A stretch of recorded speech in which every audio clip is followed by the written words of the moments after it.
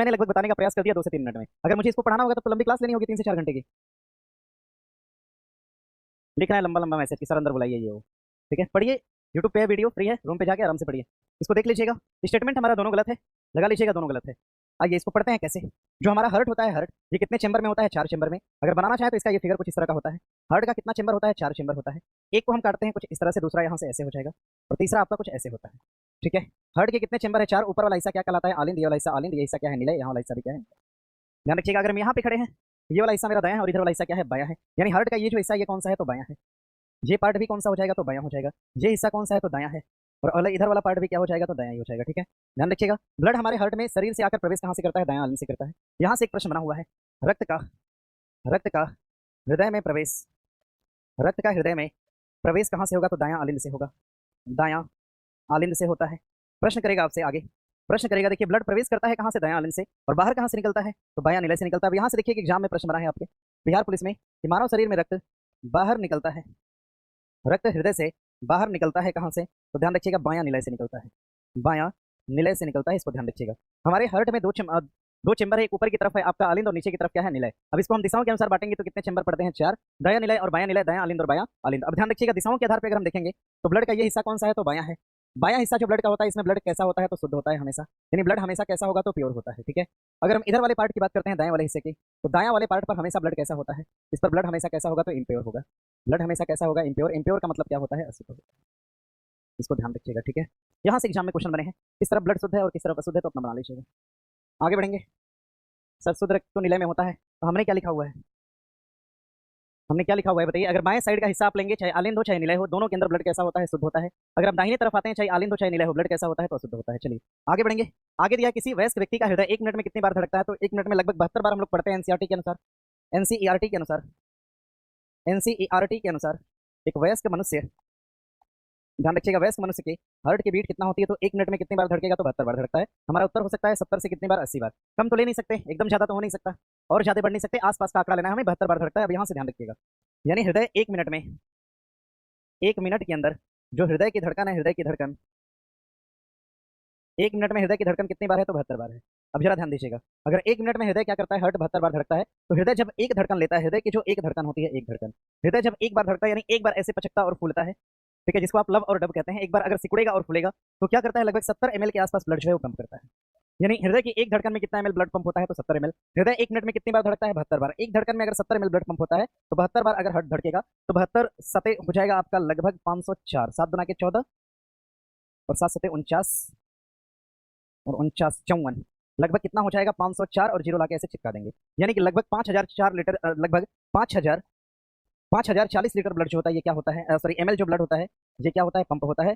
और कितने समय में पंप होता है? तो लगभग 1 मिनट में इतना ब्लड पंप होता है, इसको ध्यान रखिएगा। और ये 70 ml में है, 70 ये क्या है? ml में है। और ये 72 बार धड़क रहा है। अगर एक बार धड़कने में 70 ml ले रहा है तो 72 बार धड़कने में कितना लेगा? तो ध्यान रखिएगा, 5040 ml ब्लड को पंप करेगा। और आपको पता है कि 1000 ml जो होता है, 1000 मिलीलीटर, ये 1 लीटर के लगभग क्या होता है? बराबर होता है। 5040 यानी आप मान सकते हैं एक मोटी मोटा आंकड़ा, लगभग हार्ट क्या करता है? 5 लीटर ब्लड को पंप करता है। कितना मिनट में? तो 1 मिनट में। इसको ध्यान में रखिएगा, यहाँ से एग्जाम में आपके क्वेश्चन बनाऊंगा और सवाल फॉर्मेट में ही पूछा गया है, इसको बना लीजिएगा। ठीक है सर, 5040, हाँ लिख दिया है मैंने, लिख दिया है, इसको देख लीजिएगा। चलिए सर, क्वेश्चन नंबर 33 में तो ईसीजी बताया गया है, उसका एनसीईआरटी के अनुसार उसका स्टेथोस्कोप भी दिया हुआ है। ठीक है, इसलिए तो मैंने दोनों बता दिया आपको। स्पंदन की दर मापने के लिए स्टेथोस्कोप और ईसीजी दोनों का प्रयोग करते हैं। हाँ, फर्क कहाँ आ जाता है? सुनने के लिए स्टेथोस्कोप का प्रयोग होता है और प्रदर्शित करने के लिए ईसीजी का प्रयोग करते हैं। इसमें कंफ्यूजन नहीं होना है, सब क्लियर है, उसको अच्छे से पढ़िएगा एनसीईआरटी से। आगे प्रश्न दिया आपका, निम्नलिखित में से कौन सा एक उपकरण वाहन द्वारा तय की गई दूरी को मापता है? वाहन द्वारा तय की गई दूरी को कौन मापेगा? तो ओडोमीटर मापता है। वाहन द्वारा तय की गई दूरी को मापेगा ओडोमीटर। और ध्यान रखिएगा, वाहनों की जो चाल है, वाहनों की चाल का मापन कौन करता है? चाल का मापन कौन करेगा? वाहनों की चाल का मापन करने का काम किसका हो जाएगा? ये स्पीडोमीटर का हो जाएगा, इसको ध्यान में रखिएगा। देखिए यहाँ से एक प्रश्न और पूछा था आपका, एनीमोमीटर के बारे में पूछा था।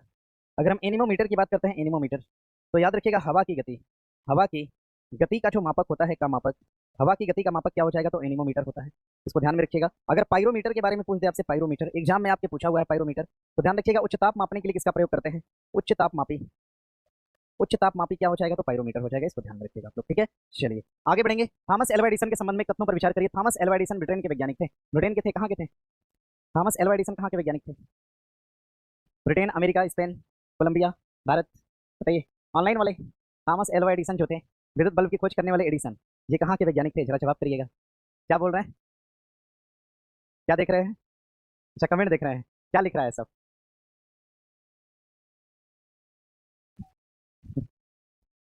थॉमस एल्वा एडिसन कहाँ से बिलोंग करते हैं? हाँ, कमेंट तो बाहर वाला लिख ही रहा है सब। थॉमस एल्वा एडिसन ये कहाँ के वैज्ञानिक थे?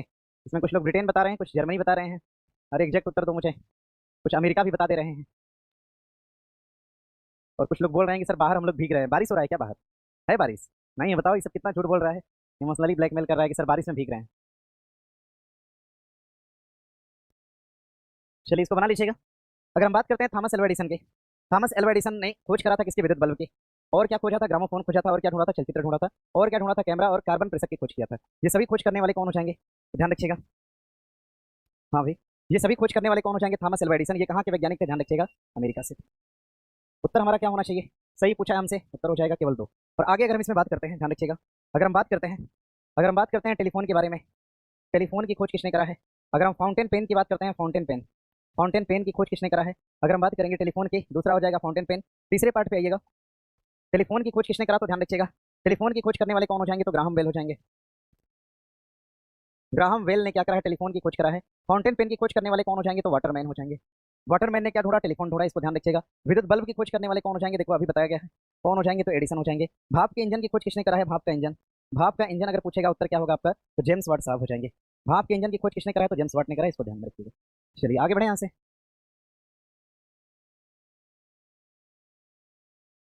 आगे बढ़ेंगे, आगे देखिए प्रश्न दिया है आगे कि जल दिवस निम्नलिखित में से कब मनाया जाता है? विश्व जल दिवस की बात करता है 22 मार्च, 22 अप्रैल, 22 मई या 20 मार्च। उत्तर क्या हो जाएगा? 22 मार्च हो जाएगा। देखिए जल दिवस से क्वेश्चन करेगा आपसे।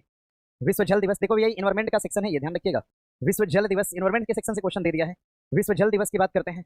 और अगला, अगला पृथ्वी दिवस की अगर हम बात करते हैं, और अगला तीसरे नंबर पे हम जैव विविधता दिवस की बात करते हैं। जैव विविधता दिवस की अगर हम बात करते हैं, अगर हम विश्व जल दिवस की बात करेंगे तो क्या हो जाएगा आपका? 22 मार्च होगा। क्या होगा? 22 मार्च हो जाएगा। अगर हम पृथ्वी दिवस की बात करते हैं तो क्या हो जाएगा? 22 अप्रैल हो जाएगा। नेक्स्ट अगर हम जैव विविधता की बात करते हैं तो क्या हो जाएगा? 22 मई हो जाएगा। इन तीनों को एक साथ सीक्वेंस में याद रखिएगा, यहाँ से हर बार क्वेश्चन आते हैं और आसान है लेकिन बार बार दे देता है क्वेश्चन यहाँ से, ठीक है, इसको बना लीजिएगा। आगे प्रश्न दिया है कि निम्नलिखित में से कौन सी सिंचाई व्यवस्था सर्वाधिक मितव्ययी है? नहर सिंचाई, नलकूप सिंचाई, बावड़ियों से सिंचाई या फिर बूंद सिंचाई? कौन सी सिंचाई है? नलकूप नहीं, नलकूप सिंचाई भैया कठिन है। नलकूप सिंचाई के लिए हमें एनर्जी की आवश्यकता होती है, रिसोर्स की आवश्यकता होती है, लेकिन बूंद सिंचाई जो होती है मितव्ययी इसलिए होती है क्योंकि इसमें जल की उपलब्धता अगर कम भी हो तो हम सिंचाई आसानी से कर सकते हैं। समझ गए इस बात को? और मिट्टी का इरोजन नहीं होता है, कटाव नहीं होता है इसमें, ध्यान रखिएगा। बूंद सिंचाई जो होती है ये उपयुक्त सिंचाई मानी जाती है। बूंद सिंचाई जो है एक प्रकार की उपयुक्त सिंचाई होती है जिसमें कम जल की कम मात्रा होती है, कम मात्रा में जल की आवश्यकता होती है इसमें, इस बात को ध्यान रखिएगा। जल अगर कम हो तब भी आप यूज कर सकते हैं इसको। बूंद सिंचाई को हम स्प्रिंग सिंचाई के नाम से भी जानते हैं, इसको हम स्प्रिंग सिंचाई कहते हैं, स्प्रिंग सिंचाई। और जो स्प्रिंग सिंचाई है, स्प्रिंग सिंचाई याद रखिएगा, जो स्प्रिंग सिंचाई होती है, स्प्रिंग सिंचाई, स्प्रिंग सिंचाई ये कंसेप्ट, ये अवधारणा हमने कहाँ से लिया? बूंद सिंचाई के कंसेप्ट को हमने कहाँ से लिया है? तो इजराइल से लिया है, इसको याद रखिएगा। बूंद सिंचाई को हमने कहाँ से लिया है? इजराइल से। हाँ, अगर प्रश्न करेगा आपसे, प्रश्न करेगा राजस्थान में सिंचाई किससे होती है? राजस्थान में, राजस्थान में देखिए राजस्थान के अंदर एक तो बूंद सिंचाई प्रचलित है और दूसरी बावड़ी सिंचाई प्रचलित है, इस बात को ध्यान रखिएगा, ठीक है। अगर नहर सिंचाई की बात करते हैं तो पाकिस्तान के सर्वाधिक क्षेत्रों में, पाकिस्तान के सर्वाधिक क्षेत्रों में सिंचाई किससे होती है? तो नहर से ही होती है। हाँ, लेकिन भारत के एक समृद्ध क्षेत्र की बात करेंगे, उत्तर भारत, उत्तर भारत, उत्तर भारत में, उत्तर भारत में सर्वाधिक सिंचाई किससे होती है? तो नलकूपों द्वारा होती है। नलकूपों द्वारा उत्तर भारत में सबसे अधिक सर्वाधिक सिंचाई होती है। अब यहाँ से एक बात ध्यान रखिएगा, प्रश्न करेगा आपसे, प्रश्न करेगा आपसे, प्रश्न क्वेश्चन करेगा आपसे, नलकूपों द्वारा सर्वाधिक सिंचाई होती है उत्तर भारत के क्षेत्र में। अगर हम उत्तर प्रदेश की बात करते हैं, उत्तर प्रदेश, उत्तर प्रदेश की बात करेंगे और बात किसकी करते हैं? तो बिहार की बात करते हैं। यूपी बिहार में होने वाली सिंचाई सर्वाधिक किससे होती है? तो नलकूपों से होती है, नलकूपों से, नलकूपों से होती है। हाँ, यहाँ से एक प्रश्न पूछा था, बीपीएससी ने एक प्रश्न दिया था, और प्रश्न क्या दिया था? दिया था कि भारत में सर्वाधिक सिंचाई, भारत में, भारत में सर्वाधिक जो है सर्वाधिक सिंचाई, भारत में जो सर्वाधिक सिंचाई है ये किस प्रकार की परियोजना से होती है? तो ध्यान रखिएगा, ये बृहद सिंचाई परियोजना से, बृहद सिंचाई परियोजना जो होती है इसके द्वारा सर्वाधिक सिंचाई भारत के अंदर होती है, इसको ध्यान में रखिएगा। मध्यम दिया था, बृहद दिया था, लघु दिया था, नानावृत दिया था। आपका ठीक उत्तर क्या हो जाएगा? बृहद सिंचाई परियोजना हो जाएगा, ठीक है, बना लीजिएगा। चलिए बढ़ेंगे आगे। सर बाहर में एक लड़का नाली में गिर गया है, ऐसी बात है क्या? नहीं है ना? देखो ये सब कितना बहाना कर रहा है कमेंट में, है? रो भी रहा है सुबोध कुमार, लिख रहा है कि बाहर एक लड़का नाली में गिरा है, रो रहा है खुद। चलिए आगे बढ़ेंगे। आगे दिया है कार्ड लिवर तेल में विटामिन डी अधिक मात्रा में पाया जाता है। ये कार्ड लिवर तेल निम्नलिखित में से किस जीव से प्राप्त किया जाता है? तो मछली से। कार्ड लिवर की अगर हम बात करते हैं, कार्ड लिवर मछली का जो लिवर होता है, सीधे तौर पर ध्यान रखिएगा, मछली का जो लिवर होता है, मछली का लिवर, मछली का जो लिवर होता है ये सबसे समृद्ध स्रोत होता है, ये सबसे समृद्ध स्रोत होता है, किसका होता है? तो विटामिन डी का, विटामिन डी का सबसे समृद्ध स्रोत होता है कौन सा? मछली का लिवर। और ध्यान रखिएगा, प्रश्न करेगा आपसे, मछली के लिवर में वसा में संचित सभी विटामिन होते हैं, वसा में संचित सभी विटामिन होते हैं, सभी विटामिन, वसा में संचित लगभग सभी विटामिन होते हैं मछली के लिवर में। जैसे आप लिख सकते हैं ए, डी, ई और क्या हो जाएगा? के हो जाएगा। ये सभी विटामिन होते हैं, लेकिन सबसे समृद्ध स्रोत कौन सा हो जाएगा? तो विटामिन क्या दिया था, विटामिन डी।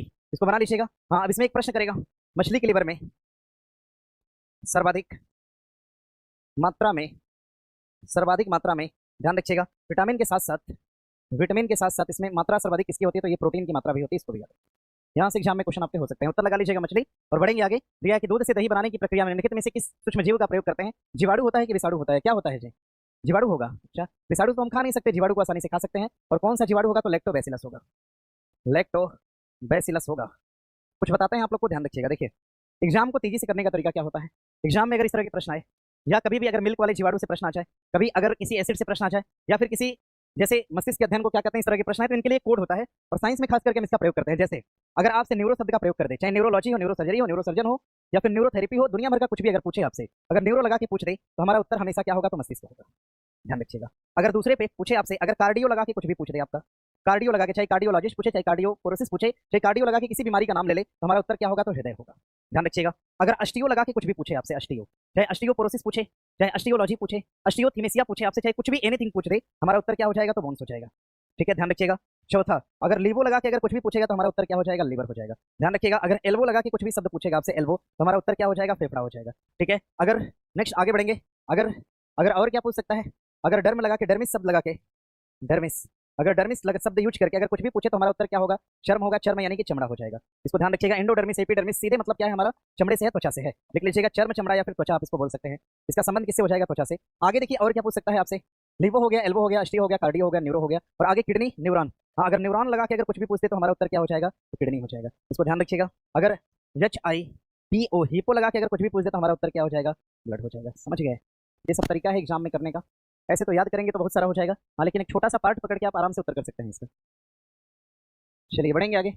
आगे देखिए प्रश्न दिया है आगे कि खाद्य पदार्थ से मिलाए जाने के बाद अपनी श्वसन प्रक्रिया में खमीर ईस्ट निम्नलिखित में से क्या उत्पादित करते हैं। ऑक्सीजन करेंगे, कार्बन डाइऑक्साइड करेंगे, नाइट्रोजन करेंगे। भैया खमीर या ईस्ट हमेशा किसका उत्पादन करते हैं, तो कार्बन डाइऑक्साइड का करेंगे। ऑक्सीजन के बारे में मैंने बता दिया, नाइट्रोजन के बारे में भी मैंने क्लास में आपसे डिस्कस कर दिया है। ठीक है। कार्बन डाइऑक्साइड के बारे में भी मैंने क्लास में आपसे डिस्कस कर दिया, इसको ध्यान में रखिएगा। आगे प्रश्न दिया है आपका, पेनिसिलिन की खोज करने वाले कौन थे, अलेक्जेंडर फ्लेमिंग हो जाएंगे। यानी बी का उत्तर क्या होगा, 4 होगा। बी का क्या होगा, 4 होगा। उत्तर सी और डी क्या होगा, कट जाएगा। आगे बढ़िएगा। चीचक का टीका कौन ढूंढा था, रॉबर्ट कोच ने, एडवर्ड जेनर ने, या फिर लुईस पास्चर ने। कौन ढूंढा था भैया, जेनर ने ढूंढा था। अच्छा, सी का क्या हो जाएगा, 2 हो जाएगा। सी का क्या होगा, 2 होगा। हमारा उत्तर क्या हो जाएगा, ए हो जाएगा। बना लीजिएगा। प्रश्न करेगा आपसे, प्रश्न करेगा, भारत में पहली खोजी गई एंटीबायोटिक दवा कौन सी हो जाएगी।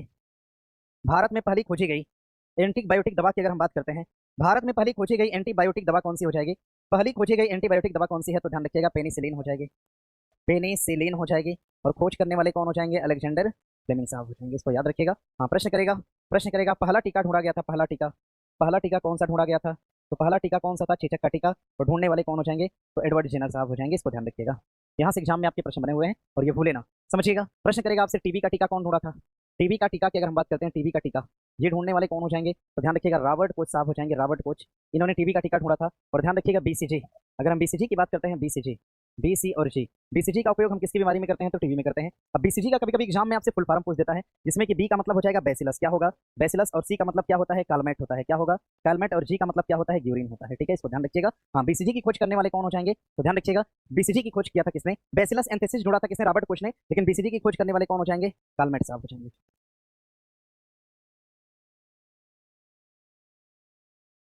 चलिए, सब रो रहा है सर, मेरा कॉन्फिडेंस डाउन हो गया, क्लास से बाहर निकल। क्या क्या लिखता है बताइए सर, मेरा कॉन्फिडेंस लो हो रहा है, ऐसा लिखा है कोई, देखिए लिखा है और रो रहा है को, क्या कॉन्फिडेंस डाउन होगा बताइए। कितना पढ़ाया गया दिन रात जग के इसी के लिए, कॉन्फिडेंस डाउन होने के लिए। इसको बना लीजिएगा।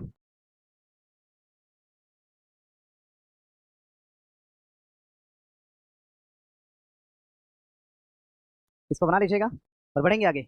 आगे प्रश्न दिया है आपका, आगे इसको कर लीजिएगा नोट। आगे प्रश्न दिया है कि हैजा दिया है, डेंगू दिया है और मलेरिया दिया हुआ है। इसका जवाब करिएगा आप लोग। इसमें दिया है, हैजा घरेलू मक्खी से होता है, मलेरिया मादा एंडीज से होता है, एंडीज से नहीं, किससे होता है, मादा एनाफिलिस से। और डेंगू किससे होता है, तो एंडीज से। यानी 2 और 3 अपने आप में गलत है, एक क्या हो जाएगा, सही हो जाएगा। उत्तर क्या है, केवल एक।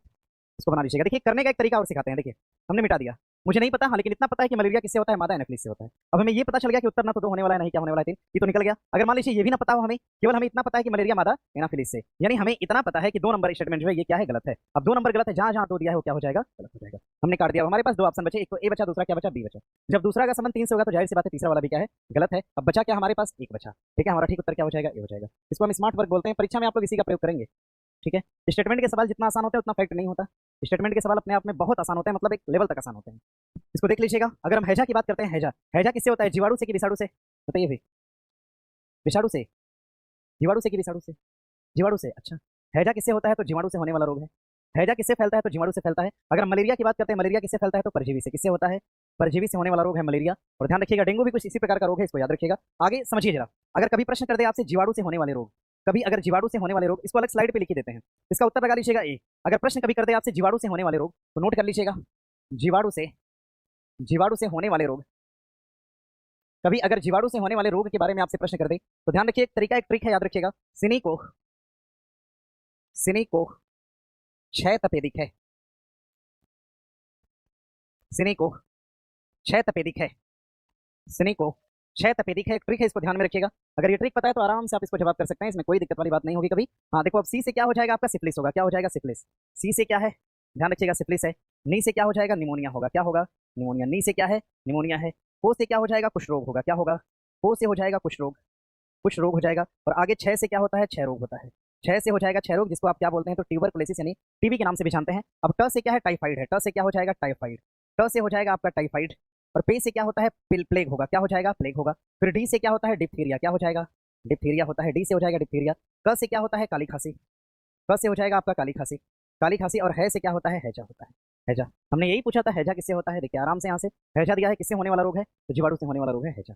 अगर इतनी बातें आपको पता है तो आप आराम से रोग से होने वाले प्रश्नों को टेकल कर सकते हैं। अब देखो और क्या पूछ सकता है आपसे। सिफिलिस जो होता है किसको प्रभावित करता है, तो जनन अंग को प्रभावित करता है। जनन अंग को, जनन अंग को प्रभावित करने वाला रोग है ये। जनन अंग को प्रभावित करता है सिफिलिस, जनन अंग को प्रभावित करेगा। निमोनिया किसको करता है, फेफड़ा को करता है। निमोनिया किसको करेगा, फेफड़ा को।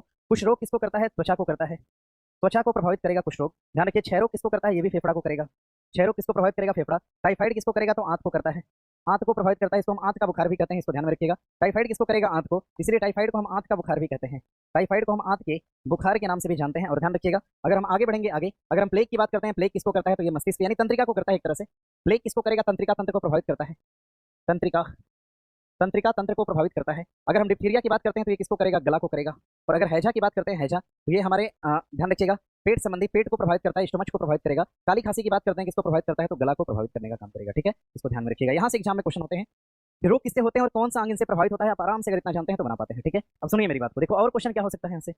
सिफिलिस से तो बस इतना जान लीजिएगा आप लोग। निमोनिया, फेफड़ा, ये भी ठीक है। कुछ रोग, त्वचा रोग होता है एक प्रकार का, ये भी ठीक है। आते हैं जरा ट्यूबरकुलोसिस पे। अगर हम क्षय रोग की बात करते हैं, क्षय रोग, क्षय रोग का एक अन्य नाम है, और क्या हो जाएगा, क्षय रोग की अगर हम अन्य नाम की बात करते हैं, अन्य नाम, क्षय रोग को एक अन्य नाम से हम पुकारते हैं, इसका नाम क्या हो जाएगा, तपेदिक हो जाएगा। क्या होगा, तपेदिक होता है। क्षय रोग को हम तपेदिक रोग के नाम से जानते हैं। और क्षय रोग का टीका क्या है, टीका, इसके टीका को हम क्या बोलते हैं, बीसीजी का नाम देते हैं। ठीक है, इसको याद रखिएगा। अगर हम टाइफाइड की बात करते हैं, आंत का बुखार होता है। टाइफाइड रोग की जांच के लिए हम किसका प्रयोग करेंगे, जांच के लिए हम करते हैं, ध्यान रखिएगा, टाइफाइड की जांच के लिए हम किसका प्रयोग करेंगे, तो किसका प्रयोग करते हैं जी, टाइफाइड की जांच के लिए कौन सा होता है टेस्ट, विडाल टेस्ट। कौन सा टेस्ट, विडाल टेस्ट। टाइफाइड की जांच के लिए टेस्ट कौन सा होता है, विडाल टेस्ट होता है। और ध्यान रखिएगा, टाइफाइड का जो जीवाणु होता है, जीवाणु, इस जीवाणु का नाम क्या हो जाएगा, साल्मोनेला होगा। क्या होगा, साल्मोनेला, साल्मोनेला टाइफी, इसका नाम क्या हो जाएगा, साल्मोनेला टाइफी होगा। और आगे अगर हम डिप्थीरिया की बात करते हैं, गला, हैजा, काली खांसी, प्लेग। हाँ, प्लेग के बारे में एग्जाम में आपसे प्रश्न बनेगा। अगर हम प्लेग की बात करते हैं, प्लेग की, अगर हम प्लेग से प्रश्न बनेगा, प्लेग से, तो प्रश्न क्या बनेगा, ध्यान रखिएगा, इसको हम काली मौत कहते हैं। प्लेग को क्या कहा गया, काली मौत कहा गया। और प्लेग फैलने का कारण क्या होता है, इसका वाहक क्या होता है, चूहा होता है। चूहे के द्वारा क्या फैलता है, प्लेग फैलता है, इसको ध्यान रखिएगा। ठीक है, इतनी सारी जानकारी है, इसको याद रखिएगा। सर ऑफलाइन वालों के साथ अन्याय हो रहा है, यूट्यूब पे पढ़िए, अन्याय कहाँ झेल रहे हैं आप।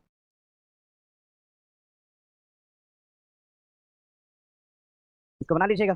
हर सेगमेंट का हर क्वेश्चन बता दे रहे हैं आपको। जनरल साइंस आपकी परीक्षा में आना है, ठीक है। और बहुत ज़्यादा साइंटिस्ट बनने का प्रयास करेंगे तो एग्जाम फेल कर जाइएगा फिर।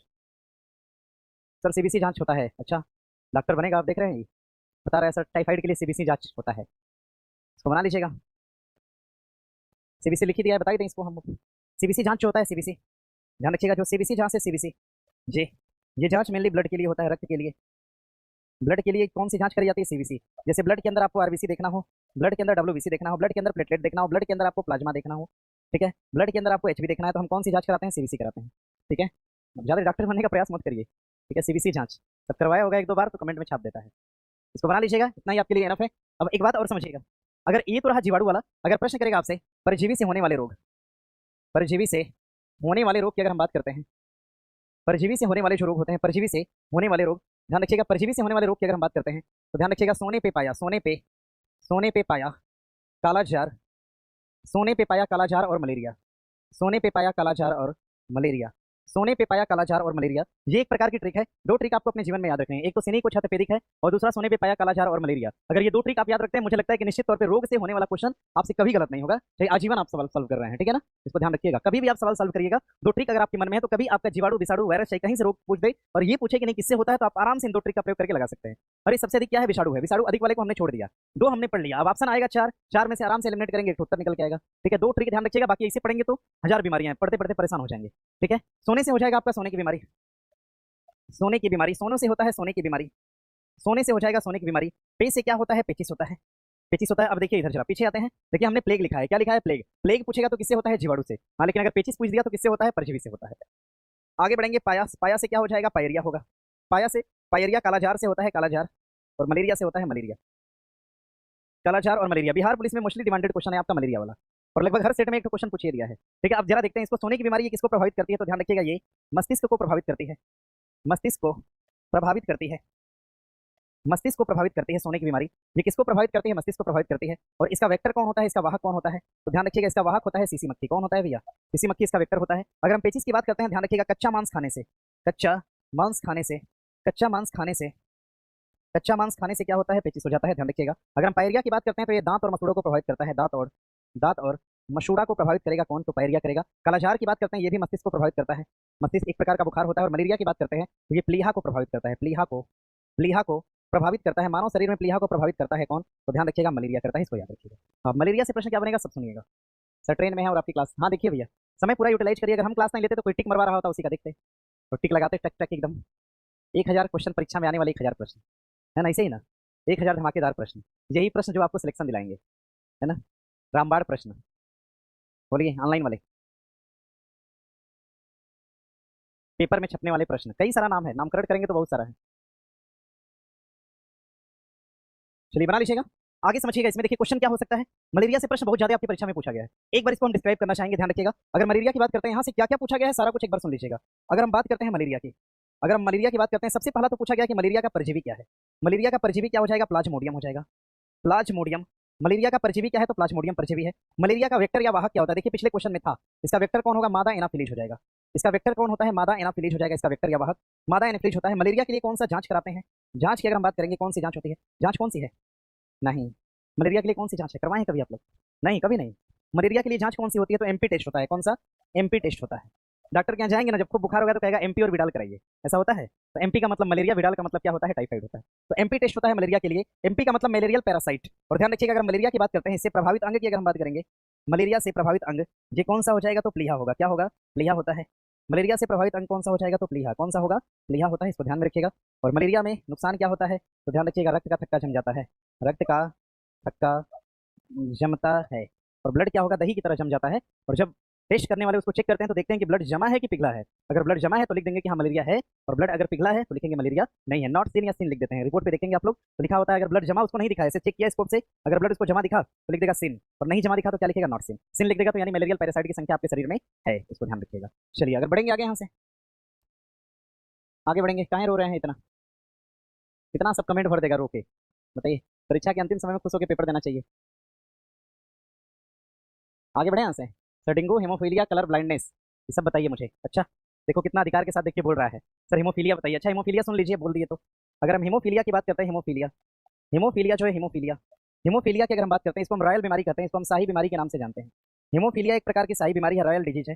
हेमोफीलिया एक प्रकार की कैसी बीमारी है, तो शाही बीमारी है। रॉयल डिजीज हम इसको कहते हैं। हेमोफीलिया से ध्यान रखिएगा, हेमोफीलिया इसमें क्या होता है, रक्त का थक्का नहीं जमता, रक्त का थक्का, रक्त का थक्का नहीं जमता है, रक्त का थक्का नहीं जमता है इसमें, इसमें रक्त का थक्का नहीं जमता। और हेमोफीलिया की बात करते हैं, एक प्रकार की आनुवंशिक बीमारी है। कैसी है, आनुवंशिक। और इसका वेक्टर कौन होता है, पुरुष होता है कि महिला होती है।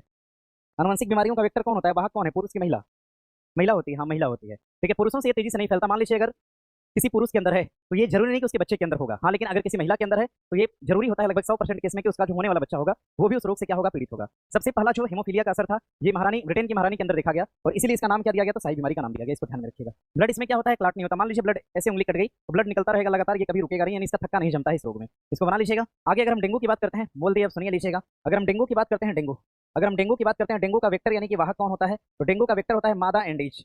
डेंगू का वेक्टर होता है कौन सा? मादा एंडीज होता है, मादा एंडीज। डेंगू प्रभावित किसको करता है? प्रभावित, डेंगू जो होता है ये प्रभावित करता है ब्लड प्लेटलेट्स को करता है, ब्लड प्लेटलेट्स को प्रभावित करेगा डेंगू। रक्त प्लेटलेट को प्रभावित कौन करता है? तो डेंगू करता है, इसको ध्यान रखिएगा। डेंगू मादा एंडीज द्वारा होता है, प्रभावित करेगा ब्लड प्लेटलेट्स को, इसको ध्यान रखिएगा। और यहाँ से कोई विशेष बात नहीं है, रहने देते हैं इसको, ठीक है। हाँ, एक प्रश्न और कर सकता है, परीक्षा में कई बार पूछा है एड्स। अगर हम एड्स की बात करते हैं, एड्स की बात, तो एड्स का फुल फॉर्म आपके एग्जाम में डायरेक्टली पूछा हुआ था, इसका फुल फॉर्म क्या हो जाएगा? एक्वायर्ड। क्या होगा?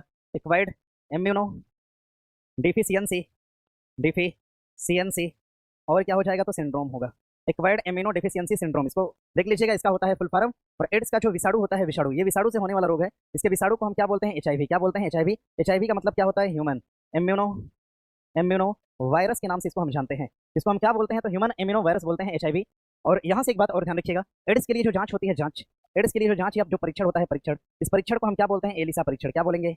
एलिसा परीक्षण कहते हैं। एड्स के लिए जांच कौन सी है? तो एलिसा परीक्षण। एड्स हमारे शरीर के किस अंग को प्रभावित करता है? तो एड्स प्रभावित करेगा किसको? तो टी लिम्फोसाइट को करता है। अभी मैंने पीछे बताया भी था, टी लिम्फोसाइट नामक कोशिका को एड्स का विषाणु जो होता है वो क्या करेगा? प्रभावित करेगा, इसको ध्यान में रखिएगा, ठीक है। चलिए बढ़ेंगे आगे, आगे बढ़ जाए। एक स्टूडेंट लिख रहे हैं, यही रात अंतिम, यही रात भारी। अच्छा पहले पढ़ लो, ठीक है, डायलॉग बाजी करते हैं खाली। चलिए इसको बना लीजिएगा, आगे बढ़े यहाँ से, आगे बढ़ेंगे। आगे देखिए प्रश्न दिया है कि आग बुझाने वाले कर्मचारी के परिधान पर एक परत चढ़ी होती है और उसे अग्निरोधक बनाती है, यह परत किसकी होती है? तो मेलामाइन की परत होती है, इसको बना लीजिएगा, मेलामाइन की परत होती है। टेफ्लॉन दिया हुआ है, टेफ्लॉन की अगर हम बात करते हैं नॉन स्टिक बर्तन में, अगर नॉन स्टिक बर्तन की अगर हम बात करते हैं, नॉन स्टिक बर्तन में, नॉन स्टिक बर्तन में किसका प्रयोग करते हैं? तो ध्यान रखिएगा, टेफ्लॉन का प्रयोग करते हैं नॉन स्टिक बर्तन में। हाँ, अगर स्टेनलेस स्टील की बात करते हैं, अगर हम स्टेनलेस स्टील की अगर हम बात करें, स्टेनलेस स्टील की अगर हम बात करते हैं, स्टेनलेस स्टील की, तो ध्यान रखिएगा इसमें क्या होता है? लोहा होता है, लोहा के साथ क्या होता है? क्रोमियम होता है। क्या होता है? क्रोमियम, लोहा, क्रोमियम, और क्या होता है? निकेल होता है। स्टेनलेस स्टील में क्या होगा? लोहा, क्रोमियम, और क्या होगा? निकेल होता है। स्टेनलेस स्टील के अंदर लोहा, क्रोमियम और निकेल हो जाएगा, इसको ध्यान में रखिएगा। स्टेनलेस स्टील में चमक बढ़ाने के लिए किसका प्रयोग करते हैं? क्रोमियम यानी क्रोम का प्रयोग करते हैं। अगर हम बैकलाइट की बात करते हैं, विद्युत स्विच जो होता है, विद्युत स्विच, विद्युत के जो उपकरण होते हैं, उपकरण, विद्युत उपकरण में किसका प्रयोग करते हैं? तो बैकलाइट का प्रयोग किया जाता है, इसको ध्यान में रखिएगा, ठीक है। पॉलिएस्टर क्या होता है? नायलॉन और पॉलिएस्टर आपने सुना होगा, तो ध्यान रखिएगा, जो हल्का कपड़ा होता है, हल्का कपड़ा, हल्का कपड़ा जो होता है ये किसके बने होते हैं? तो ये पॉलिएस्टर के बने होते हैं, ध्यान रखिएगा। चलिए आगे प्रश्न दिया है आपका, निम्नलिखित धातुओं में से कौन सी कमरे के तापमान पे द्रवित अवस्था में होती है? कौन सी है? तो सोडियम है, पोटेशियम है, पारा है, कौन हो जाएगा? तो पारा हो जाएगा, मरकरी हो जाएगा, बना लीजिएगा इसको। सबसे क्रियाशील धातु कौन सी है? प्रश्न करेगा, सबसे क्रियाशील धातु, सबसे क्रियाशील धातु, सबसे अधिक क्रियाशील धातु, सबसे क्रियाशील धातु पूछेगा कौन सी है? तो पोटेशियम हो जाएगी। सबसे क्रियाशील धातु कौन सी? पोटेशियम। और पोटेशियम से कम क्रियाशील कौन सी है? तो सोडियम है, क्या हो जाएगी? सोडियम हो जाएगी। और सोडियम से भी कम क्रियाशील कौन सी है? तो कैल्शियम है, कौन सी हो जाएगी? कैल्शियम। क्रियाशील धातुओं में 3 धातुएं मैंने बता दी आपको, पहला आए तो ठीक है, नहीं आए तो दूसरा, कुछ ना आए तो तीसरा, कहीं ना कहीं आपको एक जवाब जरूर मिल जाएगा, इसको ध्यान में रखिएगा। सबसे अधिक क्रियाशील धातु पोटेशियम, उससे कम सोडियम, उससे कम क्या हो जाएगा? कैल्शियम हो जाएगा, इसको ध्यान में रखिएगा। हाँ, प्रश्न करेगा आपसे, धातु जिसको चाकू से आसानी से काट सकते हैं, कौन सा हो जाएगा? तो धातु जिसको चाकू से आसानी से काट पाए, चाकू से आसानी से जिसे हम काट पाए, आसानी से काट पाते हैं, ये कौन हो जाएगा? सोडियम हो जाएगा। मिट्टी के तेल में किस धातु को संरक्षित रखते हैं? मिट्टी के तेल में रखते हैं, मिट्टी के तेल में रखते हैं किसको? तो सोडियम को, सोडियम को मिट्टी के तेल में रखते हैं। भैया सोडियम का संकेतक क्या है? तो Na होता है इसका संकेतक। सोडियम का संकेतक क्या है? Na। अब देखो यहाँ से एक प्रश्न बना हुआ है, प्रश्न क्या बना है आपका? Na।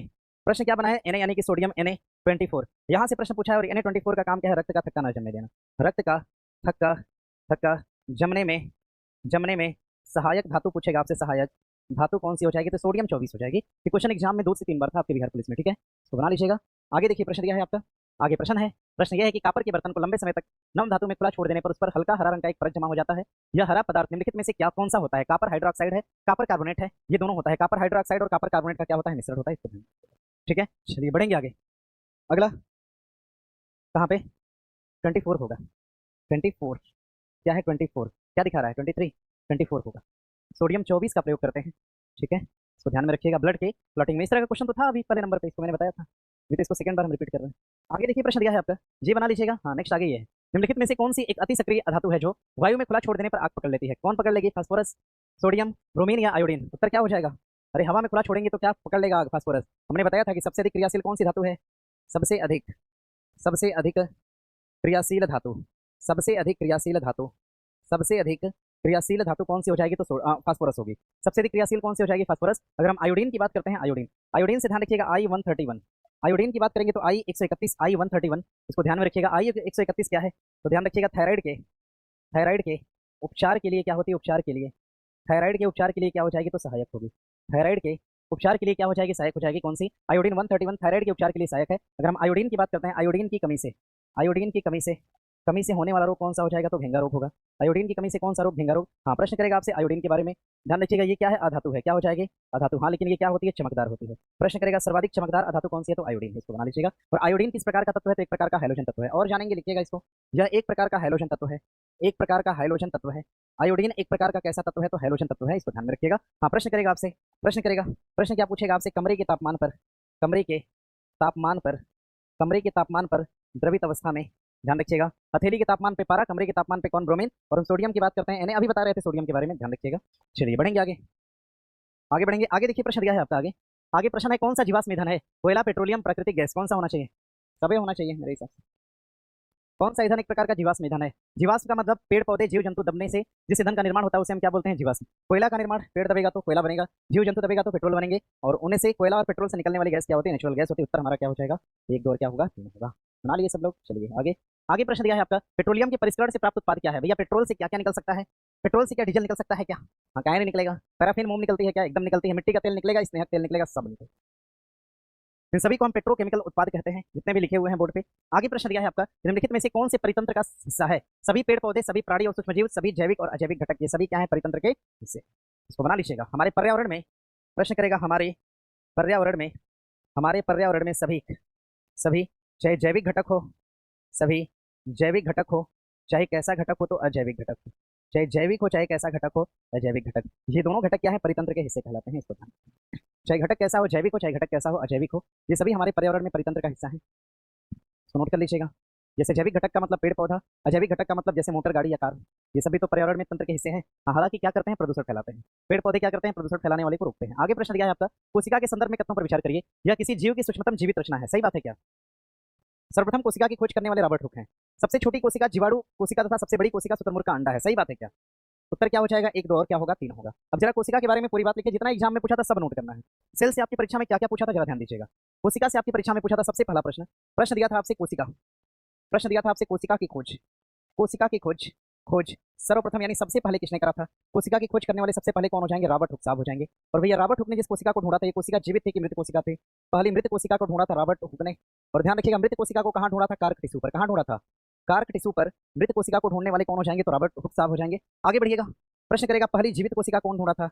पहली जीवित कोशिका की अगर हम बात करते हैं, पहली जीवित कोशिका की अगर हम बात करेंगे, पहली जीवित कोशिका, ये ढूंढने वाले कौन हो जाएंगे, लुवेनहॉक साहब हो जाएंगे। कौन होंगे, लुवेनहॉक। लुवेनहॉक के ऊपर बहुत बड़ी जिम्मेदारी है, ध्यान रखिएगा। पहली जीवित कोशिका को ढूंढा था किसने, लुवेनहॉक ने। हाँ, प्रश्न करेगा आपसे, समझिएगा, ऑनलाइन वाले लिख रहे हैं सब लोग। पहली जीवित कोशिका ढूंढा था किसने, हाँ सब बता रहा है, लुवेनहॉक ने ढूंढा था। अब ध्यान रखिएगा, डेट भी बता दे रहे हैं, लगे हाथ। डेट तो पूछा नहीं गया, पूरा क्वेश्चन बैंक हम पढ़ा दिए, नहीं तो मेंशन कर देते हैं, डेट लिख देंगे परेशान हो जाएंगे। ठीक है, लुवेनहॉक ने। प्रश्न करेगा आरबीसी की खोज किसने करा था। आरबीसी की खोज करने वाले भी कौन हो जाएंगे, लुवेनहॉक हो जाएंगे। हाँ, प्रश्न करेगा आपसे आरबीसी की खोज किसने करा था, लुवेनहॉक ने करा था। आरबीसी की खोज करने वाले लुवेनहॉक हो जाएंगे। प्रश्न पूछेगा आपसे माइटोकॉन्ड्रिया की, सॉरी, माइकोप्लाज्मा की खोज किसने करा था।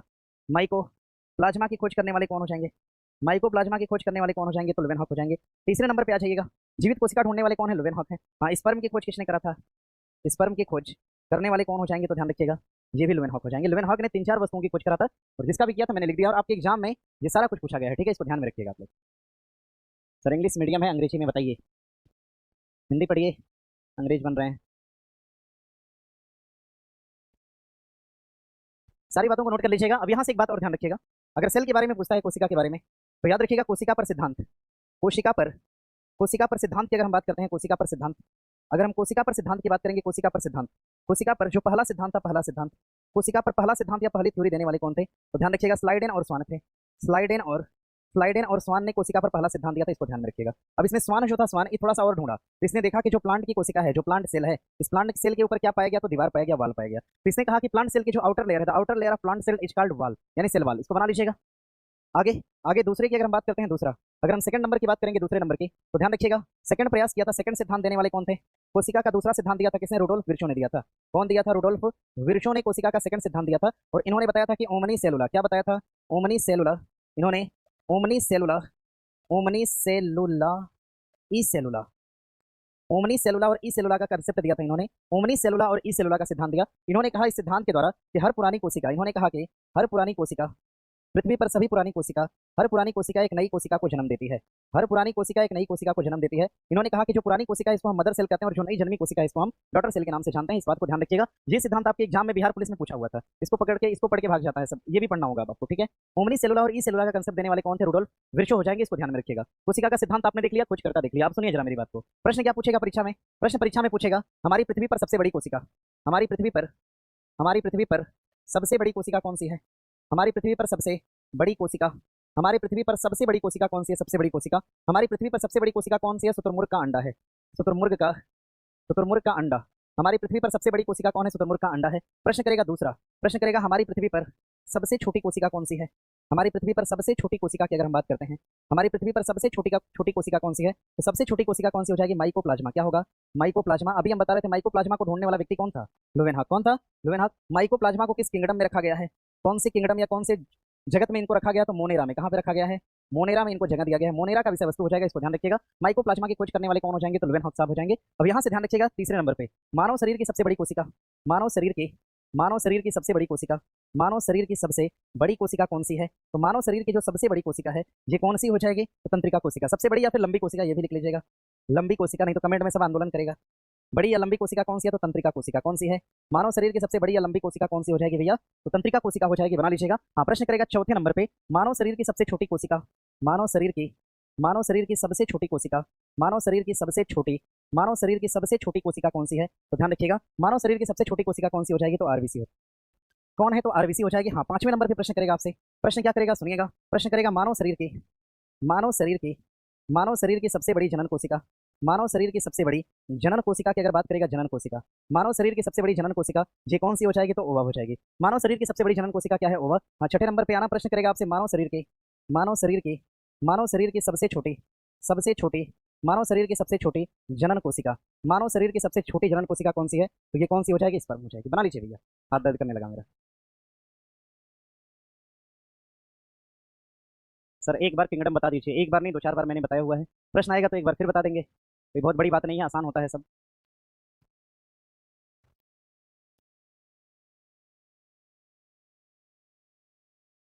समझ गए सब लोग? इसको नोट कर लीजिएगा, बहुत जरूरी बात है ये सब, ठीक है ना। ये सब बहुत जरूरी चीजें होती हैं एग्जाम में।